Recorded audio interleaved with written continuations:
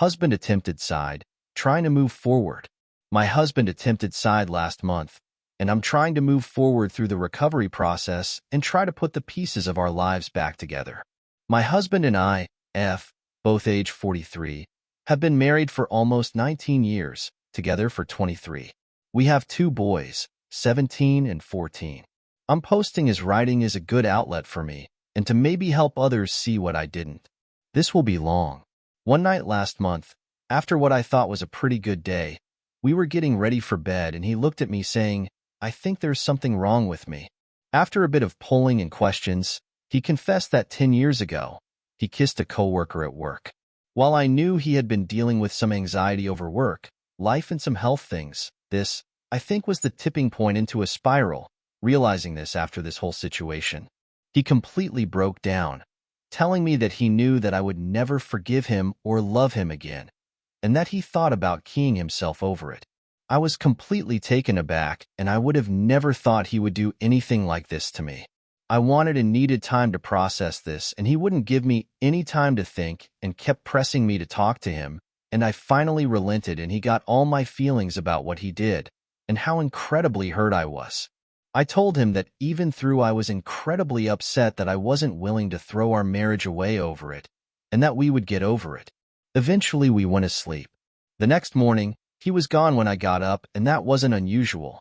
I was caring for my grandniece that day and her mom wasn't dropping her off until 7:30 or so, and my husband usually left for work around 6:40. At around 8:30, he texted me where his car was. At that point, I was concerned, but more curious and asked why he would tell me that. Then, no answer. I checked the Find My Phone app and his phone was where he said the car was, which was off a biking trail, not at work, where he was around 20 minutes from our house. When he didn't respond, nor pick up his phone when I repeatedly called it, I got me in my 2.5-year-old grandniece dress and got in my car to drive over there.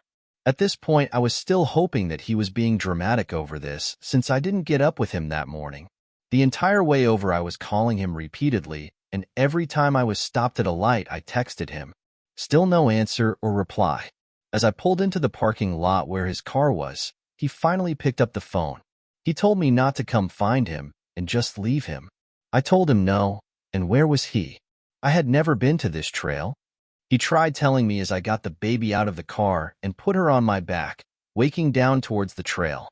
I saw a spot off the trail into the woods, where it looked like someone maybe had gone down.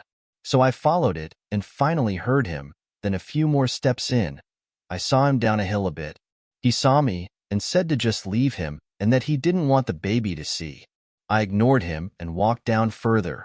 While we had been on the phone for the few minutes, he had told me he was bleeding, and I asked him why and what he did to cause it. As I walked closer to him, I was assessing him for what injuries he had. I'm first aid and CPR certified for my job. I had managed to grab 2 towels from my car after getting the baby on my back and still had them in my hand. He had visible wounds to his wrists and neck, so I tied off one wrist that looked the worst, that took his phone and the knife from him and told him to hold the towel up to the neck wound. I then grabbed his arm and pulled him up the hill. As we walked back to my car, he started saying that he didn't want to go and he didn't want to make a mess in my car. I then, in my memory, yelled at him to get in the effing car and to keep pressure on his neck. He got in and I shut the door and went to the back and put the knife in the back of my car, then took the baby off my back and got her in her car seat. As I put her in her car seat, I heard my husband put his seatbelt on. And I remember thinking, okay, if he really wanted to die, he wouldn't put his seatbelt on. I'll insert here that yes, the thought of calling anyone went through my head, but I honestly figured that I could drive him faster than waiting for an ambulance. We start driving to the hospital, and he asked me not to go to the closest one. Why? Because he works there, and everyone knows him. So I respect that, and he tells me where to go. A bit further, but nothing that at the time I was too worried about. We get to the hospital and I run in. I have no idea what I'm supposed to do. I've never taken anyone to the ER before. I think I'm being understandable to the receptionist, but I had to repeat myself and figure out how to work the wheelchair myself. I get him out of the car and inside, leaving the baby in the car in the drop-off lane, then run back out to park and get her. As I park, I call my husband's parents and destroy their day. After I call them and try to call my mom, I make my way back into the hospital. As I'm walking in, I hear the medical helicopter land on the roof. The charge nurse meets me as I come in and takes me into another room and informs me that they aren't equipped to deal with his injuries and they are flying him down to the major city hospital since they are a level 1 trauma center. I'm in shock at this point and I ask where it is and he gives me the address. I leave and text his parents the new address and get a hold of my mom. She waited with me, then took the baby till her mom was off work. I drive down and spend the next few hours waiting, talking with the hospital social worker. He does end up rather quickly in surgery. He ended up nicking the front and back of his carotid artery and it needed repair. He was underside watch after surgery, which he came out of fine. For the 3 days he was there, he was released home and is now in therapy and on meds. And basically he had a massive breakdown/anxiety attack.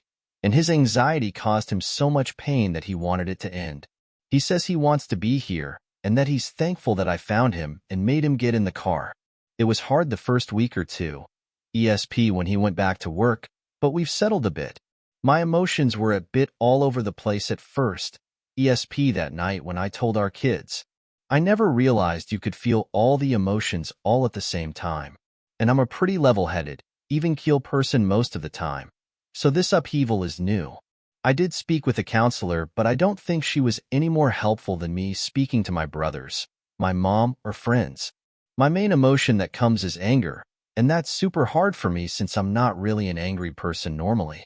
I know that he is sick and he's getting help, but it still comes. Hopefully it will lessen with time.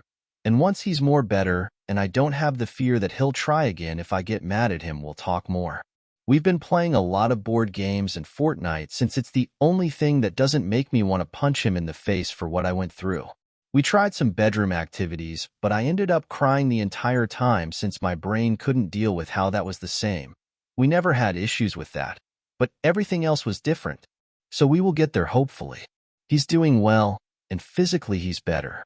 He also ended up falling at some point in the woods and messed his knee and arm up as well, but we didn't realize until the next day at the hospital when he could get up and walk around. Our kids are doing fine.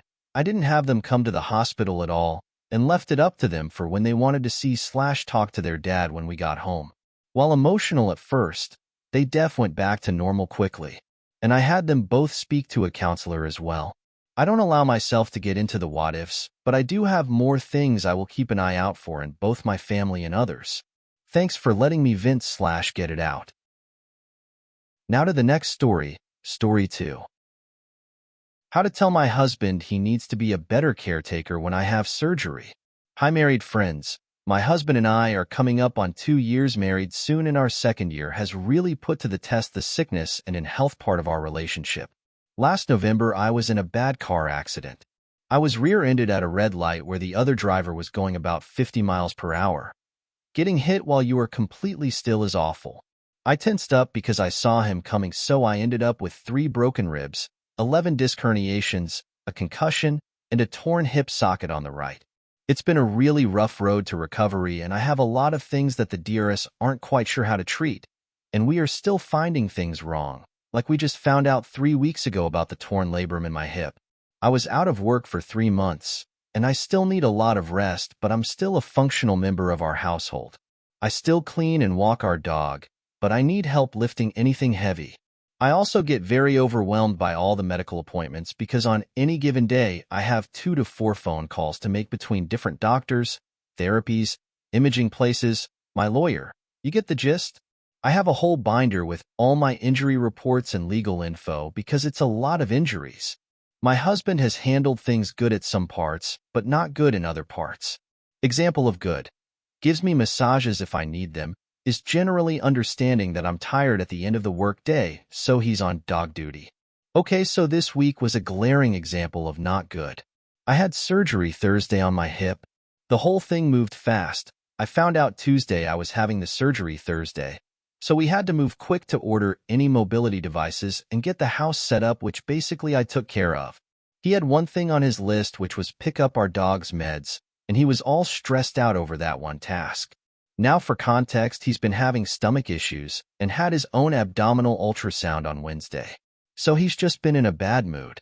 I tried to ask a bit about why he was in such a mood, like was he scared about my going under anesthesia, and the answer was he was uncomfortable with his stomach. So surgery day, we were scheduled to get to the center at 7 a.m. I go back, get hooked up to my 4, and my surgery time is supposed to be 8:15 a.m. At 9, the nurse came to tell me there was a complication with the surgery before me, and it would be another 2 hours before I went in.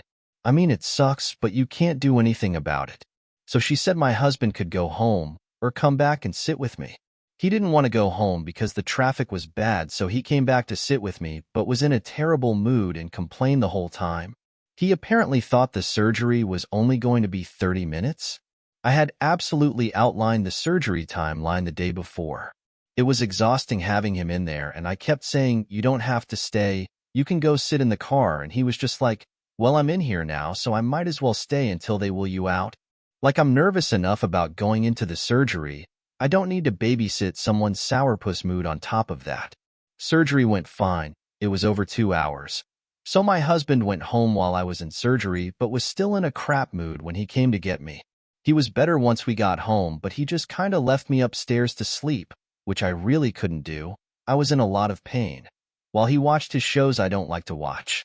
I'm actually pretty mobile getting around the house for 2 days post-surgery, but he gets annoyed anytime I go up and down the stairs. I did the dishes this and cause they were built up, which I wouldn't have done if he did them yesterday. Like, I don't know if I'm being hard on him, but I really feel like he's got to step his caregiver game up. I don't want him to fake being in a good mood, but being easy over the surgery taking longer. Like, what do you want them to do? I know for sure I will need maybe another 2 to 3 surgeries to fix everything, and after this experience would have someone else take me. We are also wanting to have kids, so all I kept thinking is, are you going to get annoyed if the baby is taking too long and be that husband in the delivery room the nurses get annoyed with? He is also snappy with me about making phone calls to DRS to set up my follow-ups while I'm stoned on pain meds, like, relax, I'll get to it. Or, he could have offered to call for me. I didn't even ask him to take more than 1 day off work for me. I lived alone for 10 years before we met, and I had 9 surgeries, so I can handle myself after a surgery. And I kept thinking I'd rather just be alone right now. To me, that's a giant red flag. I'm trying to give him credit that he's been a caretaker for like 8 months, but yeah, these past few days haven't been great. Okay, help. How do I approach this? I need to sit him down and express my concerns because I'm not getting pregnant with someone who is going to be salty if the labor takes more than 30 minutes. Thank you if you read this far. Next story, Story 3. My wife of almost 45 years decided she's not in love with me anymore. I feel so stupid just because of the timing. She waited until I retired, leaving me to survive solely on SSI.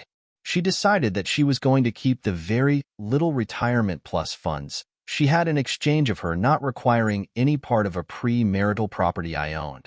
She figured that I could reside in the multifamily and would be fine. I am just in shock and stupid because I am constantly debating as if I should file suit or divorce.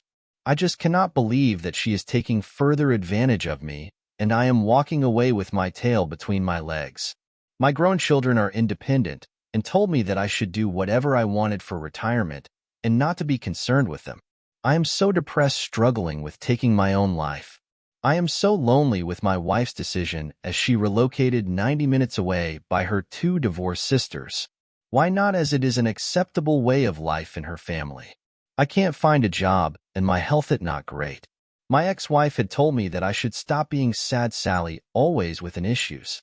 She made me believe that my kids said this because my daughter is planning her wedding in a few months, and everything and everyone can only have good vibes and positive energy, or I'm not welcome. I financially journaled the last few years, and it is so obvious how she planned her move very carefully. She made certain that she kept great relationships with all our friends and my family as well. I calculated the retirement savings I was aware of, which was approximately $70,000, but then I added up all the stimulus payments she banked for 2 years. Then there was a $30,000 settlement that I assumed she was saving it or our future. Then there was over $100,000 of inheritance, which she buried, clearly stating that was permitted by law. Yes, but the fact is that I gave her my inheritance of $75,000 to start her own business, to which she just closed the doors after 1 year. She informed me that she never wanted me to mention it to her again. My problem was that I always paid a majority of living expenses, always under the impression and agreement that she was saving for our retirement. The stimulus payments, counting the weekly stipend, was over $50,000 that she banked away in her name. My fault all the way, because I always made sure my wife and kids had a very enjoyable and comfortable lifestyle. I was always self-employed, however, never hidden any money away like all three of them think now. If I had to rent, I didn't even have the first month's rent and security to get an apartment. The lifestyle which we lived has changed drastically for me. While she lies, always complaining that she has no money, she even made sure that we filed separate tax returns, so I was not aware of just how much of her IRS's and other cash she withdrew to hide it away. I am also shocked because I thought any employer retirement plans, as the spouse I had to sign off any withdrawals. Her biggest concern is hiding all her money so that she qualifies for Medicaid in 5 years from now. I am lost and don't know what to do. I am trying not to do anything stupid before my daughter gets married. I just don't know how I am handling all the life changes like marriage dissolved, home dissolved, empty nest syndrome, and possible medical cancer issues all within 3 months. I just find it very hard to get up every day. Have not heard from any friends or even my own family.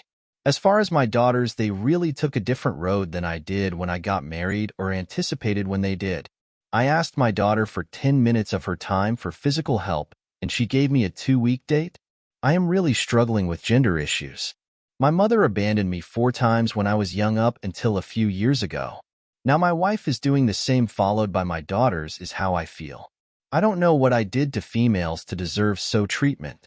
I suffer from ADHD, manic depression, serious PTSD, and addiction problems, and find it really impossible to impose on anyone or ask for help, as I feel that no one wants to talk or cares about me yet anyway. I think that I am being viewed as the poor soul. One would think it's very normal for a person to have constant suicidal thoughts and tendencies. If anyone with advice from experience can share, it is appreciated. I'm trying my best to move forth daily, but finding it virtually impossible. Now to the last story. I want to do better for my husband. I'm feeling really upset and distraught. Hubby and I have been married for 2 years, been together 4. He is an angel. Don't get me wrong, he's not perfect, but he adores me to the moon and treats me great. He wants me to be happy and takes care of me. He's self-reflective, emotionally mature, and when I tell him about an issue, he immediately changes if it's a problem he caused. I know I can be critical. I have severe anxiety, and it causes me to feel like I need to be in control of every situation. So sometimes when I'm anxious, I can be very harsh and critical. I will just have to prove my point and be right, and I'm not super able to change my opinion. I can also be judgmental of him and jump to conclusions without giving him the benefit of the doubt, especially when we disagree. I'm usually wrong in these situations because he has intentions of gold all the time. He's the most open-minded person I know, and he is very curious and asks a lot of questions about things to educate himself, especially when it comes to politics. I have a tendency to assume he's being ignorant in these situations when he's just trying to learn, and I don't communicate in a helpful or particularly kind way when this happens. He just loves me so much, and during therapy, he opened up to me about how many things he has changed in order for me to be happy and us to have a successful relationship, such as going to church with me when he didn't really want to. I've since stopped going as well. Stopping smoking weed. I've since told him I don't have an issue with this. He does it responsibly. And there's probably a few other things I'm forgetting.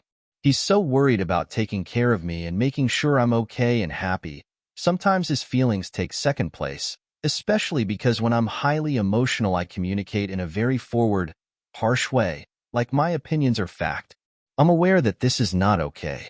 I didn't even really know it was happening until we started to go to therapy, and we've spent a lot of time talking about it, and I make sure to help him understand that his feelings are very important to me, and he needs to communicate them to me so we can make sure he's feeling good about things. I'm really trying to do better. Ever since I realized how hurtful and critical I can be, I've been doing my best to correct it and make him feel loved, important, and valued all the time.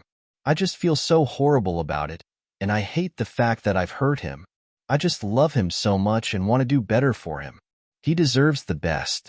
Is it possible for us to work through this?